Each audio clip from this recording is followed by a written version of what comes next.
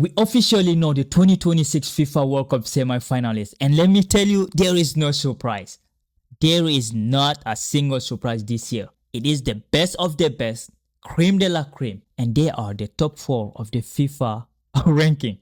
France, Argentina, Spain, and England in that order. These 4 teams have something against each other. Argentina are the title holder. They won the 2022 FIFA World Cup, beating France, and Spain are the European champion, which they beat England in the final. So these 4 are gonna meet again. In the other bracket, you have Argentina and England. There are rivalry between them. We're gonna try to address it during the video. And of course, the rivalry between France and Spain, coming from Lamine Yamal and a former prime minister from Spain.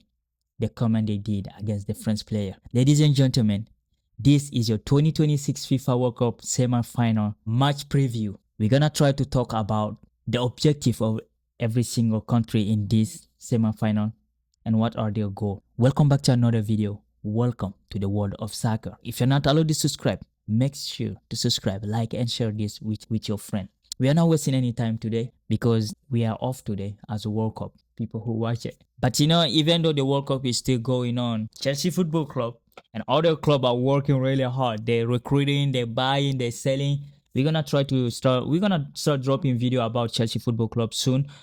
Now we're just focusing on the World Cup, and I wanna make it as smooth as possible, right? Because I loved how Xabi Alonso expressed himself in the press conference, and of course the player that left and the player that came in. We're gonna make a special video for that. But now let's get back to the World Cup. The first game is France versus Spain. The Spanish already started the war before even going on the pitch. What I love about the French, they didn't say anything yet. I mean, they are answering, but now from the player or or the leader, it's just like from other people. Because the Spanish want to create some kind of rivalry between them and France, which doesn't exist really.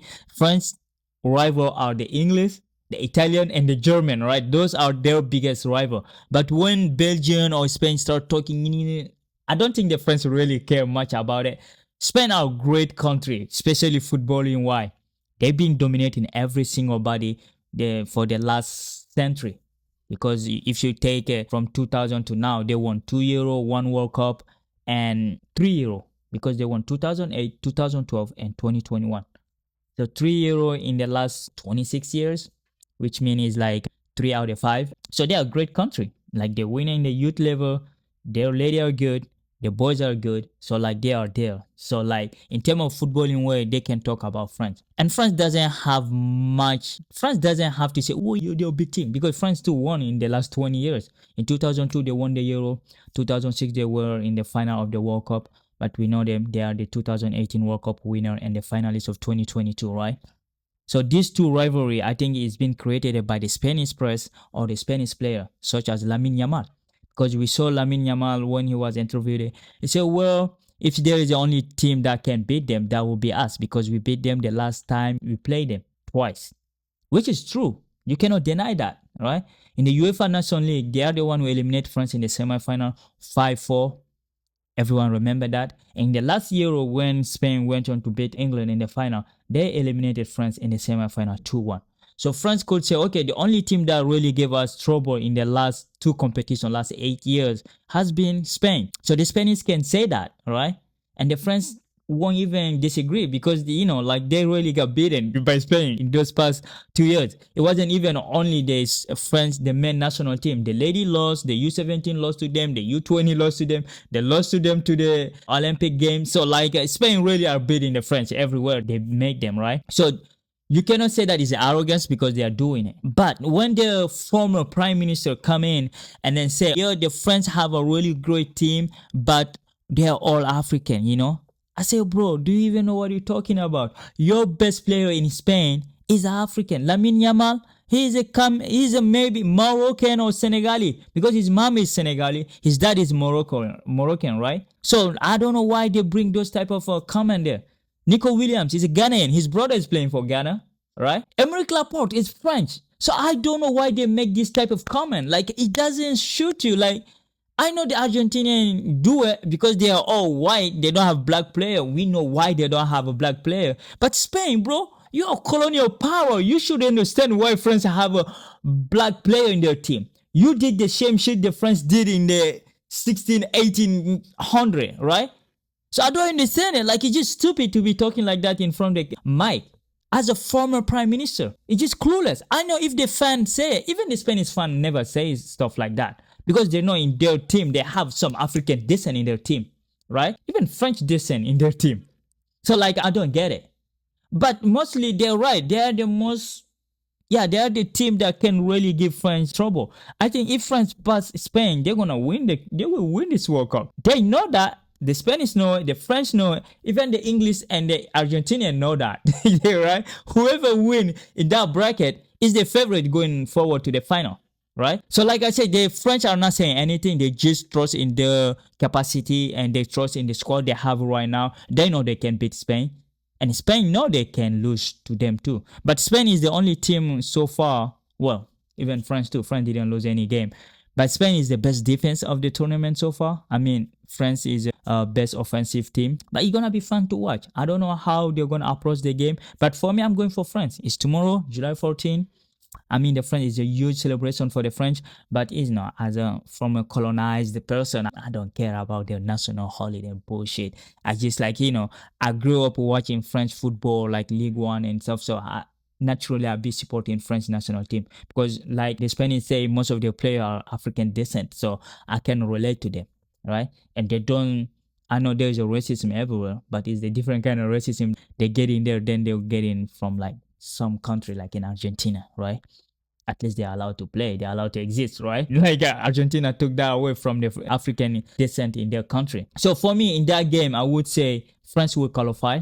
There's a bias on it, of course, because I support France. But if there is a team that can beat them, it's Spain. But so far, the Spanish didn't play, they don't convince me, right? It's just like how Argentina is in the semifinal. They don't convince me at all. They are there, they play, they win their game 1-0, 2-1, But it is what it is. If you're there, you can make your case. And we're going to see like how Spain going to respond to the French attack. Because France is a team that can defend. They are even more comfortable in playing transition in football than if they have to produce the game. And we know that because like they have Mbappe, Dembele, Olise, Barcola, Doué. They are a fast-paced player. They can go really fast. And like Emerick Laporte, when I see the defender they have, they're not fast. I mean, Cucurella is fast. Pedro Porro is all right. But I don't think he's going to win a foot race against Barcola or Mbappe, right? That's going to be interesting to watch though because Kobashi is doing great. Emerick Laporte is all right. He's doing great, Their midfield is good. You have Rodri, Pedri, or like Fabian Ruiz. So their midfield is kind of, collectively is the best midfield in the world because those guys play the same football since age 5 until now. So Spain, they will come in with their style and they will stick to it, and then the French will try to play transition football. But I think France gonna win the game, and they will win it. So that will bring us to the second semi-final, Argentina, England. I should make a different video for this. And for me, Argentina may or may not get lucky because so far they have been really lucky. They shouldn't be here. 2-0 down against Egypt. If that was Switzerland, they were already out long time ago, right? And Cape Verde give them trouble. Like Argentina have to fight for their life every single turn of this World Cup. It wasn't easy for them. They had to really fight really hard to get there. And as a football observer, when I see them play, you won't say they are not the favorite because in 2022, that's how they were playing too. And they managed to beat like Mexico, Netherlands, and then until they hit the final, right? So like that's how they were playing. Like it wasn't convincing, but they were going through with a lot of penalty. And this year was a lot of controversy too. But hey, it's like for me, the last game they won it, hey, they deserve it. Because I don't see why Mbolo do that kind of dive because it was far away from the Argentinian attacking side. It was literally in their own side and he dived like that. I mean, they were afraid they could just move on, but hey, he already gave a yellow card to Paredes. He needed to check it, and then he checked it. It was a red card. It's the second yellow card, and boom, he's out, penalizing his team. Because before that, Switzerland were doing good. They were dominating the game. We saw the first half. It was boring to watch, but they were dominating the game. They equalized. They had the momentum. And then he just went on to get a red card and penalize them. Even though Switzerland managed to take them to the extra time, with a beautiful goal from what is his name again? The guy who played for Atletico Madrid. Remind me his name. It's crazy. Like it's shit. Well, how can I forget a name like that? It's interesting. Let me check his name. Julian Alvarez. That was his name. Julian Alvarez scored a beautiful goal, sending Argentina to the semi-final. And of course, Lautaro Martinez in the 120 when all this was playing with 10 men was attacking again. So he have the last goal and then qualifying them. I mean, Argentina qualify.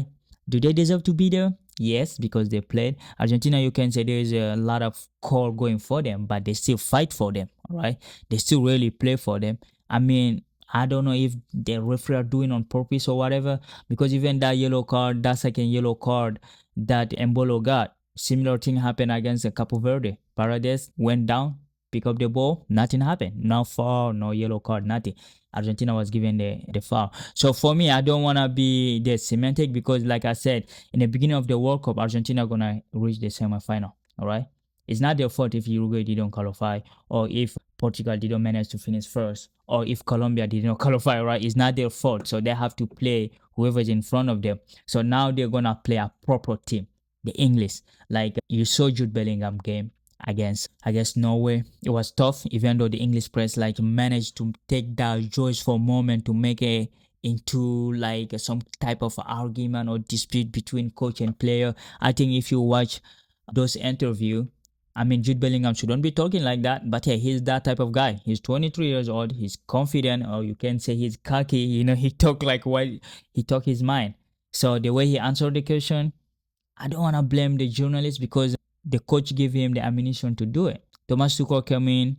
This is the type of coach you have. As a Chelsea fan, I saw that.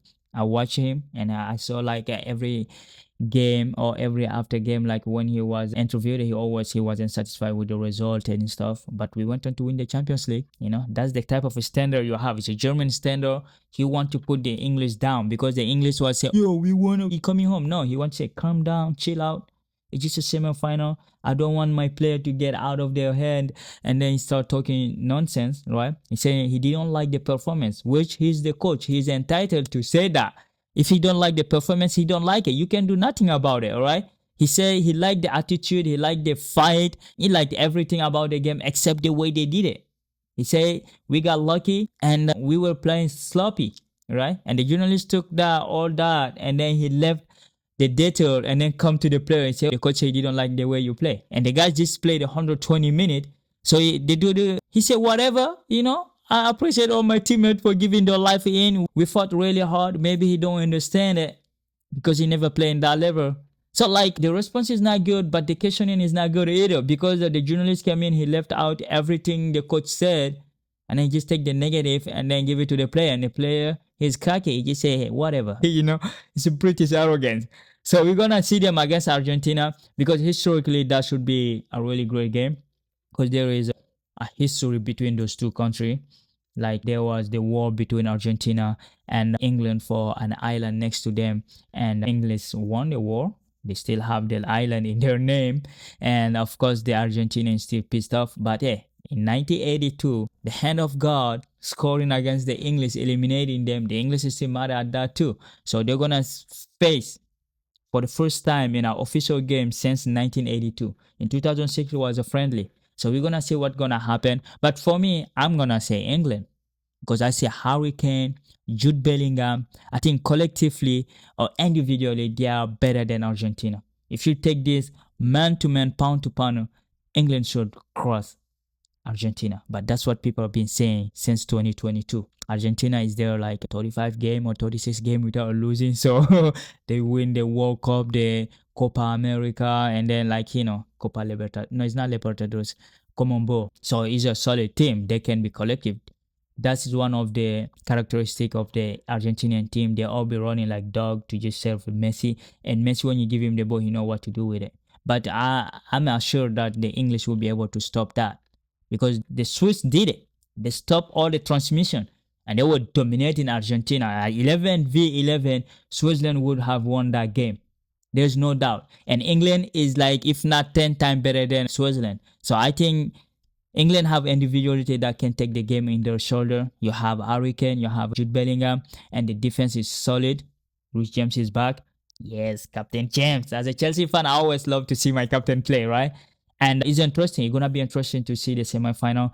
And for me, the final will be between France and England. And yeah, then we're gonna talk who's gonna win. And because I'm a Premier League fan, but I'm a huge French fan too. So we're gonna see what's gonna happen. Or we can have Argentina, Spain. You never know. It's a football. Comment below. Let me know below what you think about this analysis and what you think. Who is going to go to the final? Who are you backing? Who has the better chance? Because Argentina have the FIFA on their side. You know, hey, Argentinian people now, even Leo Messi fan cannot argue about it. But hey, collectively, like the other three teams, I think are ahead of them. But hey, they are the world champion. They are the title holder. They're looking to do a back-to-back, which will be the first time since Brazil did it in the 60s, right?